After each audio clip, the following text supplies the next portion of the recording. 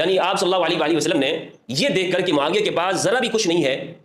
فاطمہ بنت قیس جو کہ پہلے سے طلاق یافتہ ہیں، انہیں معاویہ کے ساتھ شادی کرنے سے اگلا بندہ آپ سے سوال کرے گا ایک عقل رکھنے والا کہ جناب رسالت مآب صلی اللہ علیہ وسلم نے جب سیدنا شیر خدا علی المرتضیٰ رضی اللہ تعالیٰ عنہ کو اپنی بیٹی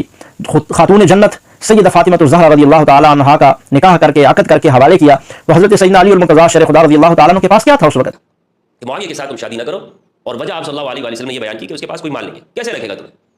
کل کو کھلائے گا کیسے، خرچ کیسے کرے گا؟ ہے کہ جناب حضرت ابو طالب حضور علیہ الصلوۃ والسلام کے جو چچا تھے، حضور علیہ السلام نے حضرت علی کو ابو طالب سے لے کر اپنی پرورش میں رکھا۔ وہ کیوں رکھا؟ اس لیے کہ وہ غریب تھے، ان کی اولاد زیادہ تھی اور غربت کی وجہ سے ان کے ہاں سنبھالنا مشکل تھا، تو پھر اللہ کے نبی صلی اللہ علیہ وسلم نے حضرت علی کو اپنے جو ہے وہ کفالت میں لیا اور ان کی کفالت فرمائی۔ اللہ صلی اللہ علیہ وسلم نے معاویہ بن ابی سفیان کو صعلوک کہا ہے، کہ اسے کہا جاتا ہے جس کے پاس کچھ بھی نہیں ہوتا ہے، بالکل آدمی کے پاس پھوٹی کوڑی بھی نہ ہو تو وہ شخص ہوتا ہے صعلوک، عربی میں۔ تو آپ